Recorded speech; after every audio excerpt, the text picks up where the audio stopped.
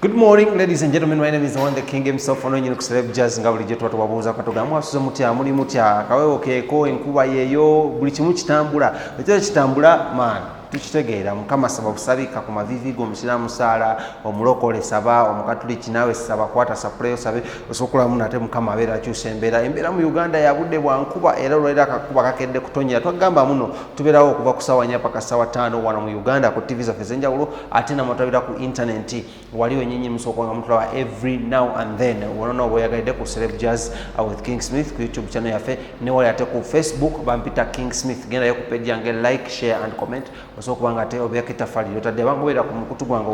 ogwa Instagram. Thank you so much for following me. Lole study to rana bitegeera bulungi tukyagezako munonyeza smartphone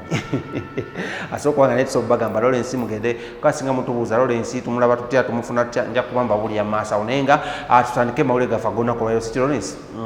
yeah entertainment news wano nyinyi ku TV yo ngabo tutaba ngawe nagamba muno tutusako amawulire agakwatagana ku baselebu bamwe mu nsi ya Uganda, East Africa, Kenya ne world over. Onakubayo ngenda kwatandika n'omukyala manyidwa nga Betty Mpologoma. Omukyala no Betty Mpologoma amawulire agaliwo agakamutukako galaga nti no mama we Mulwadde nnyo era ng'embeera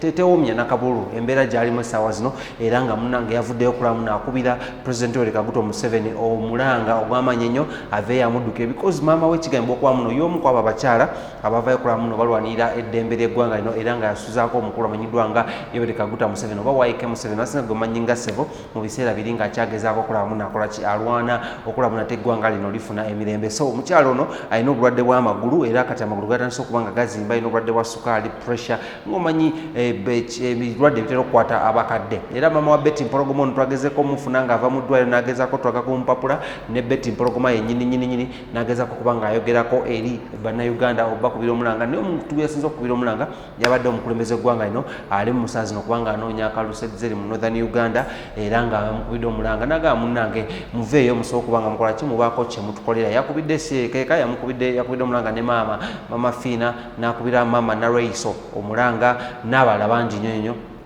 okulaba muno bavaayo n'agamba nasobola okuba nga atuukire omukulembeze ogwanga amugambe muno munnange maama we eyamulabirira ng'ali mu lutalo ate embeera sinungi. So amulwe gato gali kansukeko mu interview eno olabe ku maama Betty Mpologoma n'okimanyi Lawrence maama Betty Mpologoma yafaanana maama we namulaye nga omuntu owo otalabira ddala nga like mother like daughter like mother nga bafaanagana naye kasooka tukolemu katono eti tubaleko ku bigambo by'omukyalo ono kuba tubadde tula okumukavaringa amaziga gayagadde okumpitamu anganza omuntu because I'm too emotional and I love my mother so much ne jjajja wange. So namulaye mu kifaananyi kya jjajja wange ng'akaaba amaziga ng'agamba bamukole ki bamuyambe. So ensonga bwezityo bwe ziri kasooka tuzabe then tukomawo tugende maaso naye tuyinza okukola kikimu subscribinga.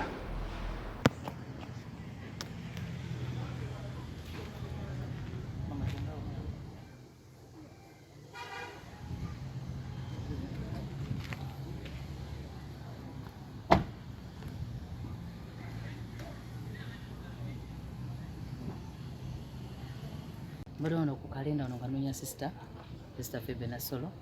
eyabadde alina studio waali wano nga munoonya ko tugende mu ddwaliro naye nga embeera ya mama mbi nnyo okugulu kwazimbye enaggulu tulina dokita eweyogerere bamuyita dokita Kiwanuka oyo yajjanjabya amagulu gano ebbanga ddene agafubyeko nnyo tugenze buli wamu wonna Lubaga ne omwaka ogwedde mama yaliko oxygen Lubaga ne bamujjanjaba like emyezi ng'ebiri ne bamutereeza n'awona naye okugulu kuzzeemu kutusobedde kutulaliikiriza nnyo kuva we yatandikira kamala okubitereeza kamala okukitereeza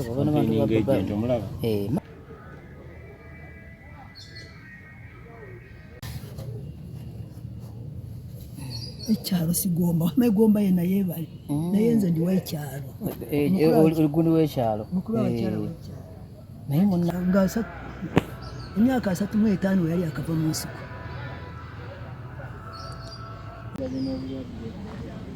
kama akunyige ne bale kujjanjaba kuno iba makazi balongosa kuli olaba mukama yamuonya oxygen naye nga okugulu kuno bekufaanana bane mutabani wali mu kukwata mama Fiina oyamba abantu kusaba oxygen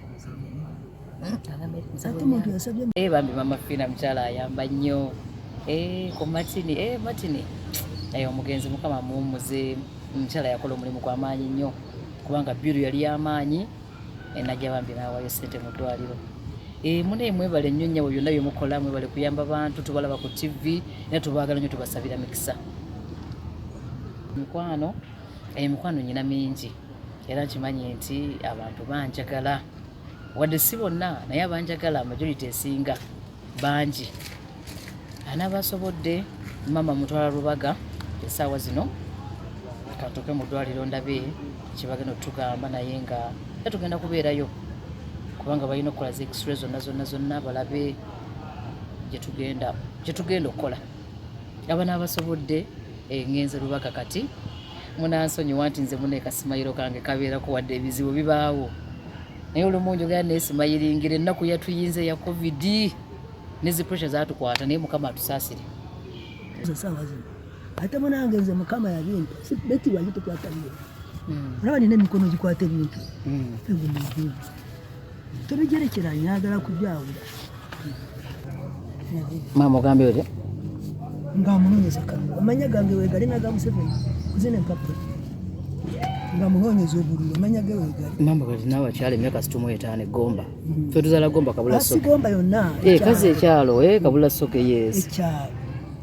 Gomba bana yebali ebifaananyi bikumidde emyaka emeka emyaka 35 gyamaze ku byobufuzi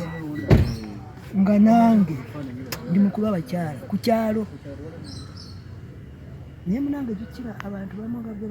batalina mutima mulungi tebatutuusa waba pulezidenti ate nga nze mukole ate mwagala ndi weegomba era sirina kubanga mubalikirivu nyina bungi ne bwentandikira simanyiiwo kuba mbadde mumalirivu nnyo ne famire ffenna nga bwe tuli ne basisita bange abamu bali Bulaaya naye ne Bulaaya wenyini bali mu lockdown tewaliwo wantu wali ssente nti ziri awo bintu biba byakuyamba naye ekyokuyamba ennyo omanyi osobola okulajanira abantu okuyamba naye nga nabeera era nze ndajanira pulezidenti kuba nsobola okulajanira nga nabeera embeera nabeera ebakutte era nga nze bwendi era pulezidenti gwe ndajanira asobole okututaasa tusobole okuyimba tuddemu tukole bazadde baffe basobole okubeerawo nga mama nga bwali bwati amalwaliro nejanjabisa bweyogerere nejanjabisa Lubaga nejanjabisa Naguru n'ensambya naye obulwadde obw'amagulu buganye ssebo ngusaba onyambe nzijanjabe pulezidenti w'eggwanga tukwagaliza emirembe okuyitamu obulungi era naddala nze nkwagaliza mirembe nkwagala nnyo kubanga watununula twabeeranga mu ntalo nga tubonaabona okuva ku kabaka nga tubonaabona abinaayiisa naye wagira watununula era osanga ngamba abantu muve ku mwana wange kubanga atuwaniridde mu nsi alina pressure alina ulcers ebyo byonna tubali tubijjanjaba nga bitereddemu naye kati okugulu kwatabuse okugulu kuno bakulongoosaako kati era nekuddamu kati mwene embeera gye tulimu kyova nti tubalikirivu nyina bungi mukwano gwange tubalikirivu nyina bungi naye nga mukama ajja tusaasira naye nga embeera si nnungi kugulu kwazimbye kati ngenda kutrayingako ngendeko Lubaga ndabe ekibatugamba bwe kiba kiganye batulifalingeko awalala kubanga yajjanjabiddwa mu malwaliro mangi